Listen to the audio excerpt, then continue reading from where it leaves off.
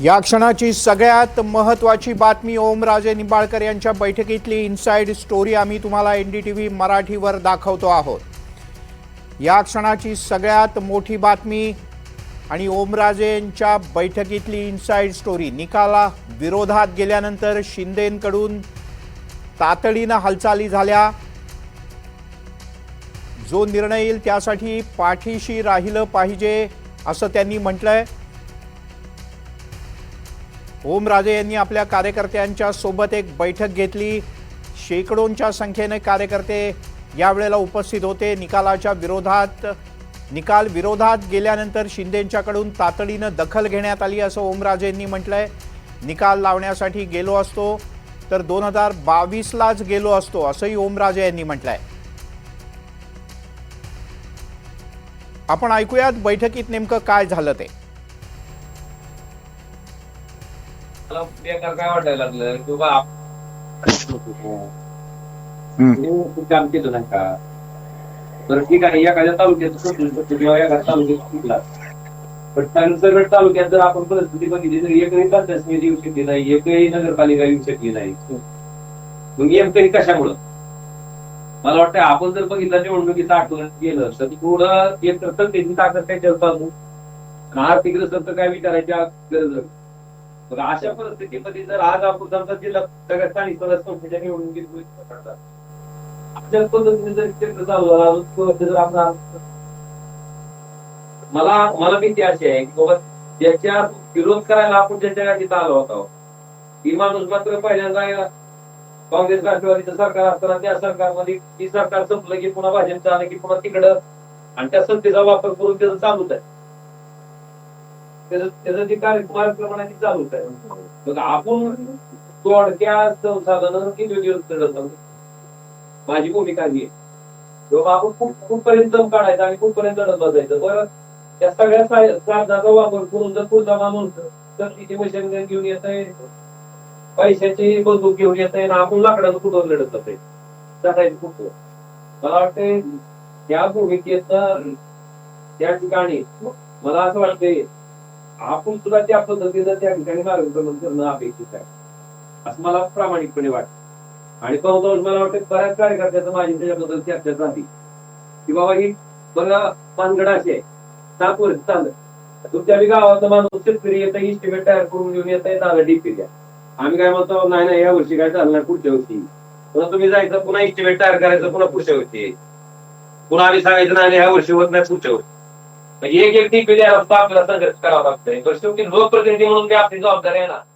तुम्हाला तुमच्या गावात जाऊन काम करत असताना जर काम झालं नाही, त्यात कळंब तालुक्यात उमरग्यात समजा आपल्या आमदारातून आपण तिथं तंत्र काढू शकतो, पण बाकीच्या ठिकाणी मात्र अतिशय गंभीर आणि प्रतिकूल परिस्थिती।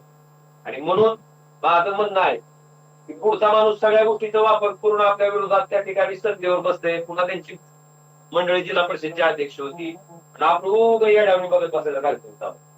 मला वाटतंय की ह्याच्यात आपल्याला जर हे करायचं असेल तर आपल्याला बी सत्तेतलं नेतृत्व कुठं स्वीकारणं मला वाटतंय गरजेचं आहे। कुठपर्यंत बघत बसायचं, कुठपर्यंत सहन करायचं।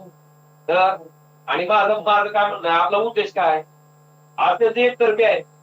भाजपी तीच व्हायला, दुसरी सेना ती बी तीच व्हायला लागले, अजून आपल्याला जी पक्ष राहिला ती बी तीच व्हायची। हे 4 पक्ष सगळे चालवायचे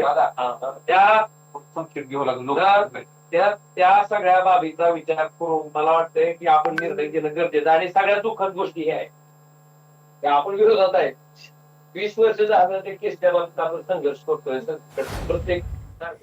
त्यामुळे आपण ऐकलं ओमराजे निंबाळकर आपल्या कार्यकर्त्यांशी काय बोलत होते। थेट जाऊयात मोहसिन शेख आपले प्रतिनिधी आपल्यासोबत आहेत। मोहसिन, इरादा स्पष्ट आहे एकनाथ शिंदे यांच्यासोबत जाण्याचा।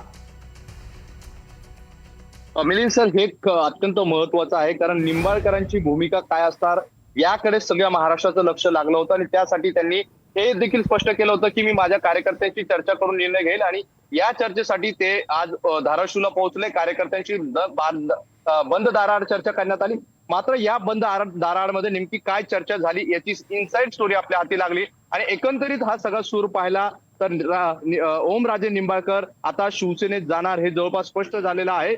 ज्या पद्धतीने त्यांनी आपली सगळी खतखत बोलून दाखवली, ज्या पद्धतीने विरोधक म्हणजेच सत्ताधारी पक्ष असलेले त्यांचे विरोधक सत्तेचा कसा वापर करतात आपल्याला शेतकऱ्यांसाठी एक डीपी मिळणं देखील अवघड झालंय, अशी खतखत त्यांनी बोलून दाखवलेली आहे. आणि यावेळी त्यांनी एक अत्यंत महत्वाचा उल्लेख केलेला आहे. काल जेव्हा कोर्टाचा निकाल आला त्यानंतर उपमुख्यमंत्री एकनाथ शिंदे यांनी तात्काळ फोन लावून या सगळ्या विरोधात पुन्हा पुढच्या कोर्टात जाण्याची भूमिका स्पष्ट केली आणि ते आपल्या पाठीशी कसे उभे राहिले हे कार्यकर्त्यांना ते समजून सांगत होते. आणि शेवटची वेळ होती, मी आता निर्णय घेणार आहे आणि तुम्हाला माझ्या पाठीशी उभा राहावं लागेल आणि कार्यकर्त्यांकडून देखील आम्ही सगळे तुमच्या सोबत राहू असं सांगण्यात आलेलं आहे. त्यामुळे हे जवळपास स्पष्ट झालेलं आहे. ओमराजे निंबाळकर आता हे शिवसेनेत म्हणजे शिंदेच्या सोबत जाणार असा एकंदरीत या सगळ्या बैठकीतला सूर होता. एक उल्लेख त्यांनी देखील केलेला आहे. कालचा जो निकाल आला त्या सगळ्या निकालात अनेक जण म्हणत होते की मी निकालासाठी जातोय, असं असेल किंवा सत्तेसाठी जात आहे तर मी 2022लाच गेलो असतो, असं देखील त्यांनी उल्लेख केलेला आहे. आणि आणखी एक महत्वाचा उल्लेख होता तो म्हणजे मी खासदार असून देखील मला न्याय मिळत नसेल तर कसं होईल, त्यामुळे आपल्याला देखील आता सत्तेचा वापर करावा लागेल, आपल्याला देखील कामं करून घ्यावा लागेल आणि आपल्याला सत्तेत जावं लागेल असा स्पष्ट उल्लेख त्यांनी या बैठकीत केलेला आहे. आणि त्याची ऑडिओ क्लिप देखील आपल्या हाती लागलेली आहे. त्यामुळे एकंदरीत आता हे जवळपास स्पष्ट झालेलं आहे. ओमराजे निंबाळकर हे त्या शिवसेनेत जाणार आहे. काल जी बातमी समोर आली होती की उद्धव ठाकरेंसोबत त्यांनी बैठक घेतली, या बैठकीत त्यांनी जे सांगितलं की ज्या पद्धतीने चर्चा झाली की उद्धव ठाकरेंना भेटायला सोमवारी जाणार आहे किंवा मी कुठेही जाणार नाही, या सगळ्या बातम्या आल्या होत्या. मात्र या सगळ्या बातम्यांना आता पूर्णविराम लागलेला आहे, कारण ओमराजेंनी स्वतः आता बैठकीत आपण सत्तेत सहभागी व्हायला पाहिजे असं स्पष्ट केलेलं आहे. आणि त्यांच्या या भूमिकेला त्यांच्या कार्यकर्त्यांनी ठीक आहे मोहसिन, मी तुला थोडंसं थांबवतो. ज्यांनी आत्ताच टीव्ही लावलाय त्यांच्याकरता महत्वाची बातमी ती म्हणजे ओमराजे निंबाळकर यांनी काही वेळापूर्वी आपल्या कार्यकर्त्यांशी बातचीत केली. ओमराजे निंबाळकरच काय, महाराष्ट्रातल्या सर्व बंडखोर 6च्या 6 खासदारांना धमकवण्यात आलं होतं की तुम्ही कसा पाय ठेवता ते पाहतो. पण ओमराजे निंबाळकर आपल्या कार्यकर्त्यांच्या इथे पोहोचले, कार्यकर्त्यांची बंद दाराआड बातचीत केली, आपलं स्वतःचं म्हणणं काय आहे ते सविस्तर सांगितलं.